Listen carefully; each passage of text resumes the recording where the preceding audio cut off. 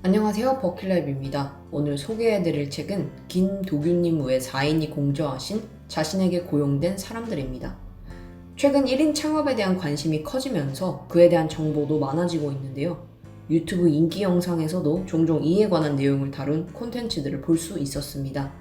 그러나 유튜브라는 개인 채널 플랫폼인 만큼 각자 창업을 준비하고 진행하는 과정에서 겪었던 주관적인 사건들과 결과들을 다루는 내용이 많아서 객관적인 의견을 제시하는 영상도 볼 수 있다면 더 좋겠다는 생각이 들었는데요.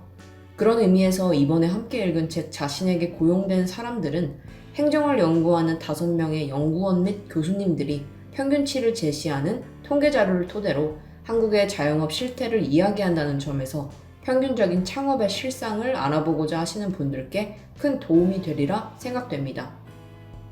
책은 크게 10장으로 이루어져 있는데요.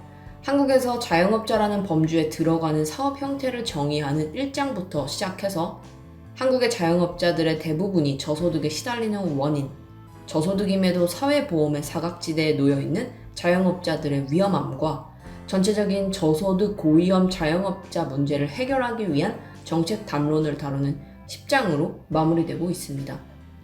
챕터별로 내용이 반복되지 않고 독립적으로 잘 나뉘어져 있기 때문에 자신이 읽고자 하는 챕터만 읽어도 어느 정도 필요한 정보를 얻을 수 있으리라 생각되는데요.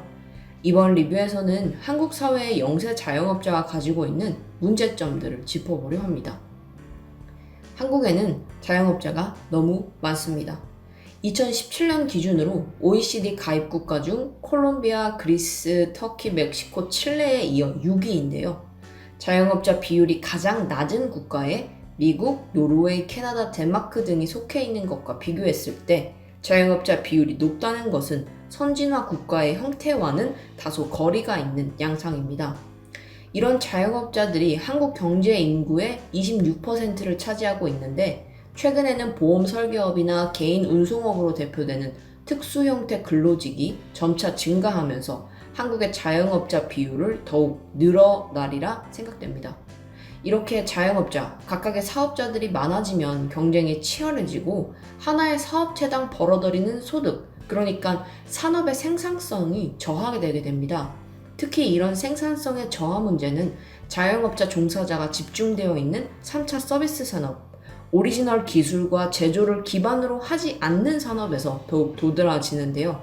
2016년을 기준으로 자영업자 1인당 소득은 평균적으로 임금 근로자의 60% 수준에 그칩니다. 문제는 소득이 작다는 것에 그치지 않습니다. 그보다 더 큰 문제는 자영업자가 소득이 작더라도 혹은 과도한 경쟁에서 빠져나오고자 폐업을 고민할 때도 사회보험의 혜택을 받는 비율이 임금 근로자에 비해 현저히 낮다는 것인데요. 자영업 시 자동으로 가입되는 국민연금과 건강보험을 제외하고 산재보험과 고용보험 가입률이 임금 근로자가 100명 중 87명이 가입했을 때 1인 자영업자는 100명 중 1명만 가입을 한다고 합니다.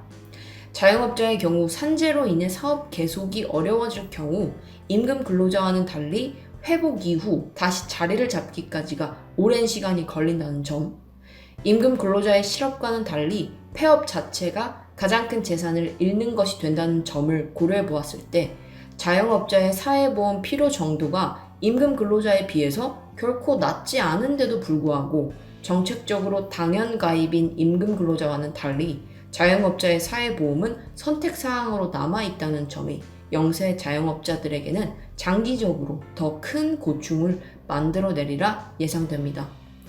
앞서 말씀드렸던 적은 수익이나 사회보험 문제에 대해서는 자영업자들은 사장이 되기를 선택한 것이니 그로 인한 결과에 대한 공적인 책임은 없다라고 생각하실 수도 있을 것 같습니다. 저 역시도 일부분에 대해서는 이러한 생각에 공감을 하기도 합니다. 하지만 다양하게 생각해보자는 측면에서 문제를 너무 단순하게 개인적으로만 보지는 말자는 차원에서 짚어볼 점도 있습니다. 바로 국가에서 자영업자 양성을 실업률 감소의 수단으로 장려한 측면이 있다는 것인데요. 당연한 산업혁명의 결과로 경제는 1차 산업에서 2차로, 2차에서 3차로의 산업의 흐름에 전환이 나타납니다. 그리고 이 과정에서 도시화가 이루어지고 서비스 산업으로의 이직 현상이 나타나게 되는데요. 문제는 농촌의 도시화로 일자리를 잃은 사람들을 도시 임금 근로자로 충분히 흡수하지 못했다는 데에서 생겨나고, 임금 근로자로 전환되지 못한 인구는 고스란히 실업률을 높이게 됩니다. 90년대 말 IMF로 인한 기업들의 줄도선과 조기 퇴직자 증가도 이와 같은 맥락에서 충분히 노동 가능한 인구들을 새로운 일자리로 전환시킬 시장의 여력이 없었기 때문에 실업률을 높이게 되었던 것이고요. 이렇게 실업률이 증가하는 추세를 보일 때 정부는 그 대안의 하나로 자영업을 내세웠습니다. 프랜차이즈 산업을 양성하고 개인사업자 대출 규제를 완화하는 것이죠. 그러나 정책적인 자영업 개체 수의 증가는 두 가지 사회 문제를 가져오게 되는데요. 첫 번째로 프랜차이즈 산업 확대로 인해 갑을 병의 구조가 많아졌다는 것입니다.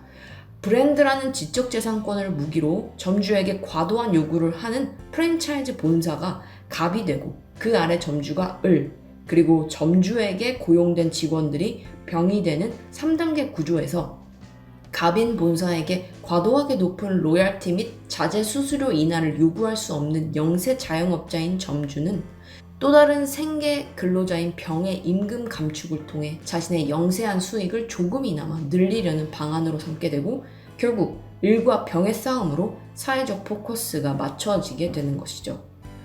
두 번째로 개인사업자 대출 규제 완화로 인해 영세 자영업자의 부채 비율이 위험할 정도로 높아졌다는 것입니다. 이런 정책은 민간인에게 떠넘겨진 케인즈 정책이라는 별명을 갖고 있기도 한데요. 간단히 말해서 공공지출을 통해 양성했어야 할 일자리가 개인의 사적 지출로 대체되어 부채로 남았다는 것입니다. 케인즈 경제학에서 불황기의 대안으로 제시한 것은 일자리를 양성하는 것 그 자체가 아니라 소비 증대를 위해서 먼저 정부의 곳간을 풀어 인위적인 시장 조절을 만드는 것이기 때문에 수요를, 그러니까 일자리를 늘려서 실업률로 대표되는 불황기를 탈출하고자 하는 계획이었다면, 공공지출을 늘려서 정책을 개인에게 떠넘기지 않고 정부의 주도하에 관리, 지속성을 가진 임금 근로자를 양성했어야 한다는 것이죠. 실제로 2016년을 기준으로 자영업자의 평균 부채는 9,812만 원으로 임금 근로자의 평균 부채인 7,508만 원보다 31%나 높습니다. 소득은 60%나 낮고 빚은 31%나 많은 셈이네요. 지금까지 한국 영세 자영업자가 가지고 있는 문제를 세 가지 측면을 통해서 살펴보았는데요. 여기까지 영상을 보시고 조금 더 디테일하게 이 문제들을 알고 싶거나 이 문제들에 대한 간단한 해결 방안 등도 둘러보고 싶으신 분들은 책을 정독하시면 더욱 좋을 거라는 생각이 듭니다. 창업에 대한 주관적인 시선들이 점점 많아지고 있는 이 시점에 통계를 통해 객관적이고 평균적인 자영업의 실태를 짚어주는 책, 자신에게 고용된 사람들이었습니다.